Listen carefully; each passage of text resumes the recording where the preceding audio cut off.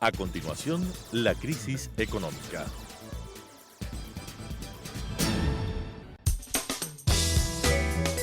Clasificación B, bajo supervisión de un adulto.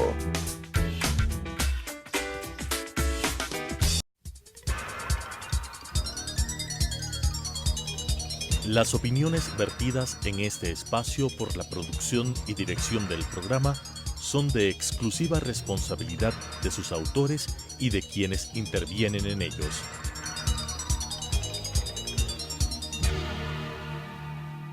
Telesucesos Canal 29 UHF presenta La crisis económica, asuntos de tipo económico, financiero, fiscal, competitividad, sector externo, cómo restaurar los equilibrios macroeconómicos del país, cuáles son sus soluciones para restaurar no solamente los equilibrios, sino iniciar la recuperación económica que todos los ecuatorianos queremos en este país, con la conducción del economista César Robalino Gonzaga. La crisis económica. Muy buenas noches, queridos amigos y amigas. Gracias una vez más por estar con nosotros en este programa de la crisis económica del Ecuador. Y no solamente el título del programa, sino que ese es el hecho específico hoy en la economía ecuatoriana. Amigos, ha llegado la misión del FMI, Fondo Monetario Internacional, a los efectos de evaluar el programa macroeconómico del gobierno para ver si está cumpliendo y cómo está cumpliendo en los varios temas en que el gobierno le indicó al FMI hace algún tiempo atrás a los fines de obtener un financiamiento tanto del FMI como sencillamente los otros organismos internacionales de financiamiento que, si ustedes recuerdan, fue un monto de $4.200 millones aproximadamente. Hay un programa de 3 años que se cumple hasta el año 21 y en función del programa gubernamental hay una serie de decisiones que se vienen tomando y que se tienen que tomar, como la reforma tributaria, la reforma laboral, reforma al sistema de seguridad social, las reformas al sistema monetario, etcétera, etcétera, etcétera. Y eso es lo que viene a evaluar el FMI. Yo asumo que, siendo el FMI hoy por hoy bastante flexible, yo creo que van a decir el gobierno avanza bien en su programa y se va a alimentar con los $520 millones, etcétera. Pero la economía sigue siendo frágil, sigue siendo débil, hay problemas serios, muy serios en la economía, que todavía el gobierno no logra tomar decisiones que permitan crear las condiciones para que el ajuste se dé y crea a su vez las condiciones ¿para qué? Para crecer por parte de la economía y para brindar empleo, etcétera, etcétera. Pero yo quisiera ligar los problemas macroeconómicos que tiene actualmente el Ecuador con lo que pasó en la economía ecuatoriana en varios periodos, en estos 40 primeros años de democracia que se cumplió pues hace poquísimos días. Periodo democrático que se inició con Jaime Rodós Aguilera, un buen presidente del Ecuador, que en paz descansa, falleció en el accidente que todo el mundo conoce. Pero para poder chequear, analizar en los 40 años en materia económica y financiera las diferentes etapas, hemos invitado a un distinguido profesor universitario de varias universidades del país, en materias como comercialización, como mercadeo, como economía, etc. Y este caballero fue a su vez una persona importante en la dirección de lo que era el Comité de Inversiones del Seguro Social Ecuatoriano antes que existiera el Banco del Seguro que existe actualmente. Al señor Fernando Mosquera lo hemos invitado para este propósito y, Fernando, sencillamente te agradezco que vengas esta noche a este programa. Cuéntame, primero, ¿cómo notas la economía ecuatoriana hoy por hoy para ligarlo a los 40 años de economía que el país sencillamente ha venido celebrando después que la dictadura militar decidió entregar el poder a los civiles? Por favor, Fernando. Gracias, Cecita. Distinguidos televidentes, buenas noches. Gracias por tu nueva invitación.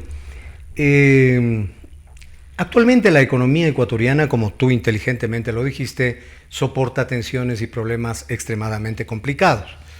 El actual ministro de Finanzas ha tenido que lidiar con un presupuesto de $34.000 millones, en donde apenas había financiamiento para $24.000 millones, es decir, un déficit real de $10.000 millones, en donde se debe incluir una deuda, tanto como contingente como de pagar, de alrededor de $70.000 millones en la realidad.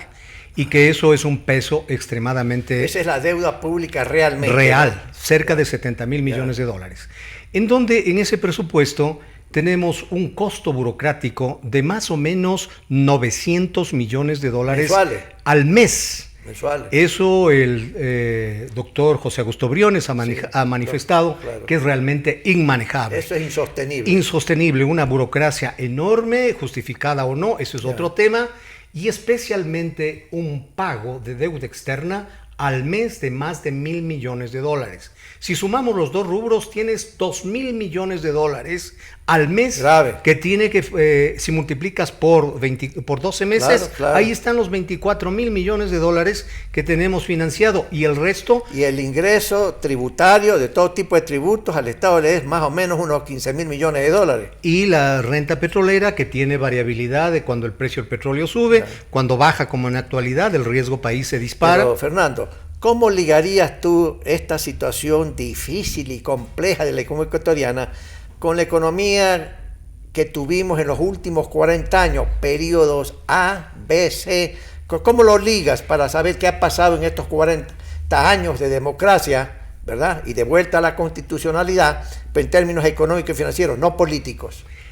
En temas económicos, eminentemente, tenemos que trasladarnos al año 1969 con el doctor Galo Pico Mantilla como ministro de Energía del presidente José María Velasco Ibarra, en que 3 años después, del 72, se instala toda la industria petrolera, y en el 73 vendemos nuestro primer barril de petróleo al exterior, pero manejamos mal la economía.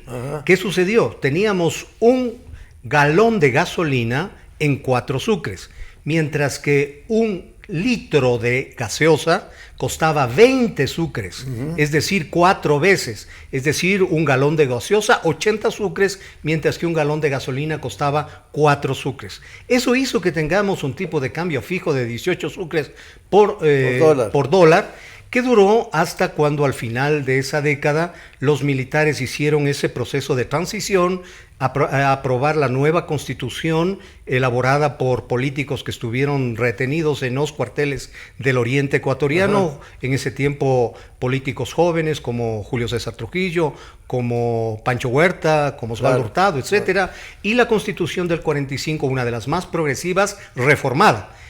Entonces, al final...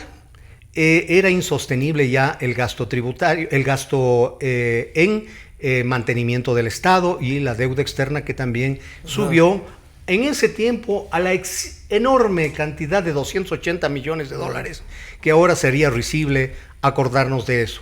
Los militares hicieron el proceso de transición, gana Jaime Roldós Aguilera al binomio con el arquitecto Sixto Durán Ballén, gana las elecciones y luego hace un plan económico que dice que había que hacerle andar al paralítico y devalúa la moneda 18 a 25 sucres el dólar, y lastimosamente el 24 de mayo de 1981, como lo habías manifestado, en un accidente cerca de Loja, desaparece, hereda el poder el señor doctor Osvaldo Hurtado Larrea, y macro devalúa a 33, producto de que se dio 2 fenómenos del Niño muy graves en esos 2 años. Adicionalmente, el primer problema de deuda externa de México, producto del alza de las tasas de interés a nivel internacional por el conflicto entre Irán e Irak, y posteriormente había que sincerar la deuda tanto privada de los bancos como de las empresas, y Osvaldo Hurtado decide la securitización de la deuda con una comisión de riesgo cambiario que era Pero para que las personas que nos escuchan a lo mejor no recuerdan bien lo que se denominó securitización. ¿Qué significaba eso? El Banco Central asumió las deudas y se conoció como un déficit. Del sector privado, de las empresas. Del sector de la banca y de las empresas. ¿Ya? Deudas que estaban registrados en el Banco Central. En dólares. En dólares. Lo convirtió en sucres. En sucres, pero cobrando una comisión de riesgo cambiario de 20 centavos diarios, primero por día laborable, por el día calendario, y después por día laborable. Y eso llegó más o menos a 66 sucres, más los 33. El doctor Hurtado le dejó alrededor de 100 sucres el dólar, es decir, 4 veces. Roldós lo tomó en 25 y Hurtado lo dejó en 100. Gana las elecciones el ingeniero Febres Cordero, macro devalúa a 110 y toma tipo de cambio fijo. La sucretización la mantiene sin cobrar comisión de riesgo cambiario y ese tipo de cambio fijo lo mantuvo 2 años, hasta el 10 de agosto de 1986, cuando Alberto Dajig, que estaba a cargo del tema económico, crea las pólizas de acumulación, los certificados de ahorro, libera tasas de interés y el tipo de cambio. Entonces, eso en el gobierno del ingeniero Febres Cordero, cuando todavía no estaba enojado con el ingeniero Febres Cordero, es decir, no era terrorista económico todavía, Alberto Dajig. Llega al gobierno el doctor Rodrigo Borja Ceballos en el 88 y macrodevalúa la moneda a 390 sucres por dólar, porque en el mercado libre con Febres Cordero estaba alrededor de ese valor, a pesar de que había un mercado de intervención que lo decidió y puede certificar Rodrigo Espinosa Bermeo a 250 sucres por dólar, pero en el mercado libre, al que no había obligación de venderlo, superaba los 400. Toma nuevamente el equipo económico de Osvaldo Hurtado y macrodevalúa 390. Y comienzan nuevamente las mini devaluaciones. Es por eso que al final del gobierno del doctor Hurtado, el dólar varía alrededor de $1,600. Ahí es cuando ganan las elecciones Sixto Durán Ballén a la presidencia y Alberto Dajig a la vicepresidencia. Y es por eso que ahí toman la decisión de macrodevaluar para el Banco Central a 2,000 sucres por dólar, es decir, se podía comprar en el mercado libre a menos, 1,600, 1,700. Y eso realmente, que lo criticamos enormemente, pero nos permitió salir de la crisis de la guerra con el Perú. Pero lastimosamente en economía, como tú sabes, hay efectos secundarios. Las tasas de interés en el mercado financiero fueron para arriba y comenzó la enorme inestabilidad del sistema financiero, que posteriormente entró a la crisis del 99. Viene el gobierno de Abdalá Bucaram y él quiso hacer la convertibilidad primero a 3,000 sucres por dólar, después a 4,000 sucres por dólar, fue defenestrado. Tomó en el poder el señor doctor Fabián Alarcón, porque le dejaron apenas unos pocos días o una noche a doña Rosalía Arteaga, que es la que debía heredar el poder, y comienza con el equipo económico de Febres Cordero a manejar conjuntamente con el doctor Meller en la Cancillería, el economista Marco Flores Troncoso, ministro de Finanzas, y logra terminar, pero ya el sistema financiero tenía terribles problemas. Fabián Alarcón reforma la ley del mercado de valores, introduce el capítulo 5 de los fideicomisos y especialmente crea la garantía de depósitos, que sirvió de mucho para la crisis del 98 y 99, cuando ya la mitad del sistema financiero quebró por la enorme cantidad de tasa de interés y que los banqueros se autoprestaron porque ningún loco podía ir a un banco a pedir un crédito con semejante tasas de interés. Muy parecido a lo que le pasa a Argentina con Macri actualmente. Posteriormente ya entramos en la dolarización, viene el gobierno del doctor Noboa, el Ecuador entra en default, hay que renegociar la deuda. Jorge Gallardo, que fue ministro de Finanzas del presidente Borja, toma el tema de la refinanciación de la deuda, genera un poco más de bonos para la rehabilitación del Banco del Pacífico, y por esa situación tanto el doctor Noboa como Jorge tuvieron que salir del país por la persecución de la justicia por parte de esa justicia. Pero Fernando, ya con la dolarización, eso uno ve que hubo más estabilidad de lo que anteriormente decíamos con el sucre. Y yo, César, me pongo en el lado de los que decíamos que la dolarización era terriblemente perjudicial por los altos costos que sucedió en economía. Pero gracias a eso hemos tenido 10 años de una inestabilidad, de un manejo económico perverso. De la época del señor Correa. Del tiempo del señor Correa y la dolarización. Y las decisiones de los oficiales del ejército en servicio pasivo que ayudaron a pensar adecuadamente a los jóvenes, no llegamos a la barbaridad que este rato está pasando México. Entonces, luego de Noboa viene el gobierno de coronel Lucio Gutiérrez, tiene un gran manejo económico porque estuvo a cargo de la economía una persona que sí, Mauricio Pozo, hizo un buen trabajo, y posteriormente llegamos a la barbaridad de los 10 años de conducción económica del señor Correa.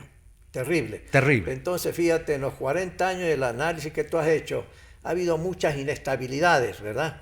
teníamos el Sucre, entonces uno veía por una serie de problemas de finanzas públicas, de otra serie de problemas externos, etcétera, los tipos de cambio subieron cada vez más, o sea, el dólar costaba mucho más. Y uno observa lo que está pasando en la Argentina, como tú decías, hay una macro devaluación de la moneda argentina terrible, debido a los resultados preliminares de las elecciones para el nuevo presidente que se va a decidir en octubre. Entonces eso hace que los mercados se vuelvan rápidamente nerviosos de que puede ganar pues nuevamente el populismo peronista, y eso asusta a los mercados, asusta a los inversionistas. Entonces pues esa es la razón por la cual el tipo de cambio en Argentina se desploma nuevamente la moneda.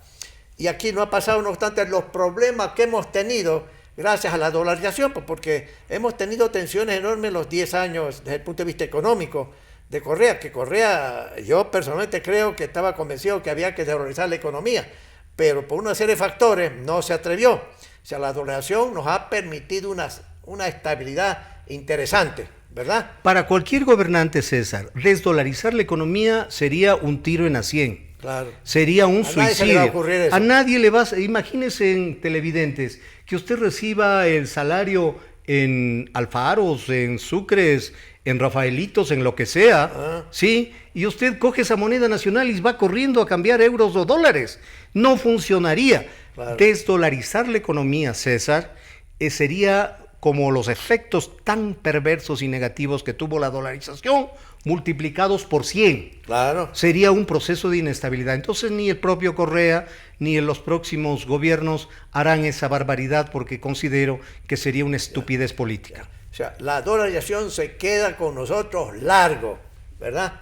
Bien. Pero la situación fiscal es tan delicado que Bien no es que complicado. nosotros quisiéramos desdolarizar la economía, pero nos podemos ver abocados si es que la conducción, que ya han pasado 2 años, no genera más fuentes de trabajo, no genera, porque la dolarización, si bien tuvo efectos positivos con el crédito a largo plazo, con estabilidad de la moneda, no la depreciación de los salarios básicos, también tuvo efectos perversos, como es que somos un sector productivo incompetitivo, extremadamente caro, complicado también con problemas laborales muy altos, y que le han tomado al banco, al Instituto Ecuatoriano de Seguridad Social, al BIES, como la caja grande, porque no es caja chica, para solucionar los problemas fiscales. Pero fíjate, Fernando, ¿no? Hay un estudio que han hecho un par de economistas últimamente, creo que es de la San Francisco, sobre cuestiones salariales, y observan que por hora de trabajo, sencillamente Ecuador es caro.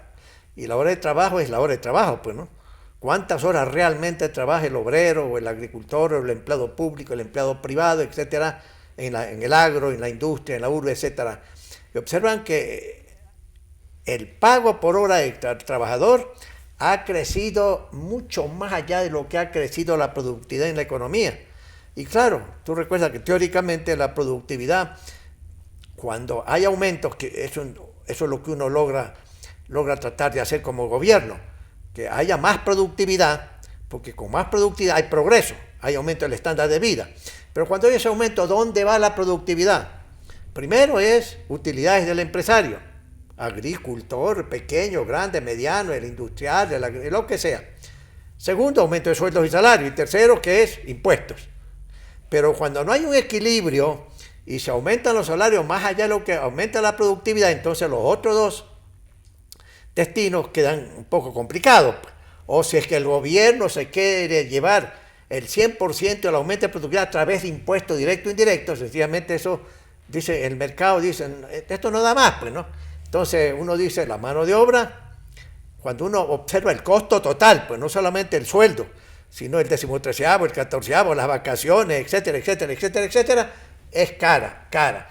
Y cuando uno observa por hora, es mayor, pues, ¿no? El costo, porque por ejemplo los empleados públicos, de repente, yo, en la experiencia mía, cuando yo era estudiante y era empleado tecnócrata, me daban permiso para estudiar, pues, no me hacen trabajar más, ¿verdad? Entonces, el costo de mano de obra, el costo de despido, etcétera, es alto, y por eso es que sencillamente se está tratando de ver cómo se propone una reforma laboral, en la que el FMI pues, ha escuchado y también está sugiriendo, sí, háganlo porque aquí está muy caro. Hace varios años, en la época del gobierno anterior, recuerdo que un banquero de inversión en Nueva York, debido a estos problemas laborales del costo, dijo que había que reducir los sueldos y salarios nominales en 30%. Yo lo que decía públicamente es: el señor del Banco de Inversión va a tener que venirse al Ecuador para que vea qué es posible y qué no es posible. Pero claro, cuando las crisis llegan tan profundamente, di tú, Grecia, ahí los sueldos y salarios nominales se redujeron más de 20%, porque no daban nada más. Entonces la población tuvo que ajustarse. En Portugal hay ciertas similitudes y ciertas diferencias, pero en Portugal lo interesante es que sencillamente todo el mundo se puso de acuerdo. Empresarios, políticos, etc. Lo que no pasa en el Ecuador, pues, por ejemplo, en la reforma tributaria, ya distinguidos políticos ecuatorianos han dicho: amigos, si va al Congreso más impuestos o acciones que impliquen una equivalencia, aumento de impuestos, nosotros, con nuestros diputados, con nuestros asambleístas, no vamos a aprobar nada. Entonces yo digo, los líderes políticos todavía no perciben la profundidad del problema de la crisis económica, pues no, 1, 2. Y si yo quisiera mañana ser presidente del Ecuador, yo lo que quisiera es que me arreglen el problema hoy, pues, para no resolverlo yo, pues, ¿verdad? Entonces, frente a todos estos problemas también ha habido, fíjate, una irresponsabilidad del gobierno anterior, y en eso tiene razón el gobierno, que unos señores, señoras, mujeres, hombres, que se dejaron de ser maestros, porque los convencieron de que se retiren, que le iban a pagar X cantidad de dinero, cualquier cantidad que sea. Y el gobierno anterior no pagó. Este gobierno de 2 años tampoco, bueno, pagó una parte, ¿no? Entonces los señores, señoras, se ponen en huelga de hambre. 16 días. Yo digo, ¿cómo es posible que un gobierno se ahogue un vaso de agua? Claro que no hay plata. Yo no digo que la plata le abunda al gobierno ni al Ecuador, no digo nada de eso. Pero si hay fórmulas, pues, para poder resolver ciertos problemas, pues, ¿no? Todo depende de iniciativa, de imaginación, para en las dificultades resolver los problemas. Pero bueno, el día 17, el día 18, el gobierno dice que encontró una fórmula. Se la vendió a los veteranitos y a las señoras, etcétera, etcétera, y esa gente ya desesperada por recibir $1, dijeron: ok, aceptado, firmemos, oiga, pero cumpla. Esa fórmula y todo ese problema, ¿cómo le ves tú que trabajaste en la Comisión de Inversiones antes de que se formara el Banco del Seguro? Por favor, Fernando, explícanos cómo le ves, cuál es tu opinión. Gracias, César. Tú has topado varios temas. El tema primero de la falta de competitividad. Italia es un ejemplo que tiene la hora Fiat. Terrible, es un valor de 1 hora. Pero la situación en Italia es complicada. Claro, porque los trabajadores pelearon por mejorar la hora Fiat. Eso le ha puesto, aparte del mal manejo económico de Italia, en terrible problema político. Primera parte. Fíjate, te interrumpo. El dirigente, el líder de 5 estrellas, ese grupo, que es el primer ministro, está practicando políticas X que entran en conflicto con el Consejo Europeo, que es el que chequea a todos los países cómo va su política económica. 132% más de deuda pública en Italia con respecto al PIB. Imagínate. Es que no es tan políticamente correcto pasarle vía deuda el incremento del gasto público frente a reformas laborales que a veces no pasan en el Congreso. Pero termino el tema. Ya. Tú has citado 2 asuntos fundamentales, el tema de Grecia, el tema de Portugal. El tema de Grecia es que tenía una seguridad social en que la gente se jubilaba a los 55 años. Muy benigna. Con muy buenas remuneraciones. Eso era positivo y le pasó factura. 2, ¿quién realmente pudo sostener sin necesidad de Fondo Monetario Internacional? Es el gobierno de Portugal. El gobierno de Portugal hizo lo que debería hacer este gobierno. Claro. Primeramente, controlar el gasto público, ¿sí? En segundo lugar, bajar los impuestos, porque cuando un enfermo está con alta temperatura, hay que darle medicación y paños fríos para que baje la temperatura, no a lo contrario. Por otro lado, y adicionalmente, el sistema financiero debe bajar las tasas de interés en determinados segmentos. ¿Cómo va a ser posible, César, que el microcrédito tenga tasas de más del 26%, que no es otra cosa que una barrera que ponen los banqueros para no correr el riesgo de prestar a pequeños empresarios. Y si es que no lo quieren hacer, por lo menos dejen que la banca pública lo haga. La banca pública es para eso, pero termino de acuerdo. Y finalmente, tú en el tercer lugar me has dicho cómo se solucionó el problema de los viejitos. Ya. El asunto es que el Banco del IES, antiguamente Comisión de Inversiones, que apenas éramos no más de 30 personas y teníamos rentabilidades sobre el 10%. Y no más de 30 personas, Comisión de Inversiones, la de estudios económicos, la legal y la financiera, nada más. Eso era. Hoy son más de 700 empleados del IES. ¿En el Banco del Seguro? En el Banco del Seguro, y tienen una rentabilidad mucho menor. Ya. Entonces, si ha crecido así y se está gastando la plata de los afiliados de esa magnitud, tiene que racionalizarse. Ya. Tiene que verse efectivamente un grado de competencia. Estimo que el remedio fue peor que la enfermedad de haber creado el Banco del IES. Ya. Pero termino el asunto. ¿Qué sucedió? En promedio, César, son alrededor de $50,000 por cada profesor. Pero ¿qué sucede? Esto sustituyó a la jubilación patronal que tenía obligación el Estado de dar una cuota mensual. Claro. Dijeron, vamos a dar un fondo total, por lo tanto es un derecho adquirido que no puede bajarse la responsabilidad del Estado. Entonces, ¿qué le están pagando con $50,000? Le están pagando un año y medio de sueldo y se ahorran en el futuro toda la jubilación. Claro que el irresponsable fue Correa, que no les pagó más de $1,200 millones y a este gobierno le ha tocado bailar con la más fea y enfrentar. Ahora, ¿qué es lo que peleaban los jubilados? De que no haya un descuento muy alto por parte del Banco del IES. Pero ese dinero es de los trabajadores. Ese dinero, si bien al final de la administración de Correa no funcionaba ni siquiera el directorio del BIES, iba el representante, el señor ministro, y le endosaba los bonos al Banco del IES para no pagarle en efectivo. Entonces, miren, yo sí creo que hay que hacer un firme propósito de sacar a todo gobierno, incluido el actual, de la dirección del IES. ¿Cómo va a ser posible que el mayor deudor, la persona que más le debe al Seguro Social, sea el que tome las decisiones como esta?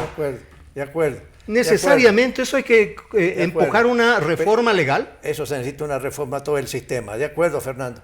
Estimados amigos, hemos escuchado a don Fernando sobre una serie de temas económicos, los últimos 40 años, los problemas actuales. Yo personalmente creo que el FMI, en esta etapa de flexibilidad que tiene este organismo internacional, le voy a decir al gobierno ecuatoriano, me satisface los proyectos de ley que ustedes están preparando para la reforma laboral, para la reforma monetaria, para la reforma del Banco Central, el sistema monetario, etc. De tal manera que yo sí creo que va a haber una especie de visto bueno, por decirlo así, de lo que viene avanzando el gobierno ecuatoriano en su programa. Y tendremos pues 400, 500 millones de dólares más de parte del FMI. Sin embargo, como Fernando ha dicho en una parte, faltan decisiones del gobierno. Y en este programa con otros invitados hemos indicado que es necesario tomar decisiones drásticas, complejas, pero hay que hacerlo. Y fundamentalmente hay que obtener una alianza permanente, por lo menos hasta los próximos 2 años que dura este gobierno, para que una serie de líderes políticos y grupos políticos, como creo, Partido Social Cristiano y otros partidos, no me refiero al partido del señor Correa, ese es un partido que sencillamente no va a ninguna parte, pero las agrupaciones democráticas deben ponerse de acuerdo para apoyar al gobierno en decisiones básicas. ¿Para qué? Para que esta etapa de transición, de ajuste macroeconómico, dé resultados para que la economía crezca, para que haya más empleo. Estimados amigos y amigos, espero que el gobierno escuche una serie de sugerencias y comentarios que en este programa varias veces y hoy lo hemos hecho. Gracias por ustedes, por escucharnos. Muy buenas noches. Las opiniones vertidas en este espacio por la producción y dirección del programa son de exclusiva responsabilidad de sus autores y de quienes intervienen en ellos.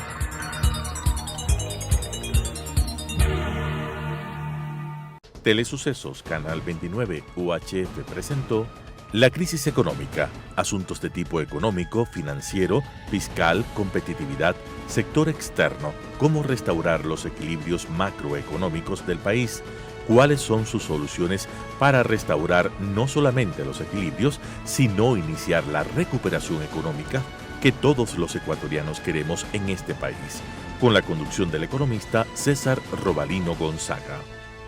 La crisis económica.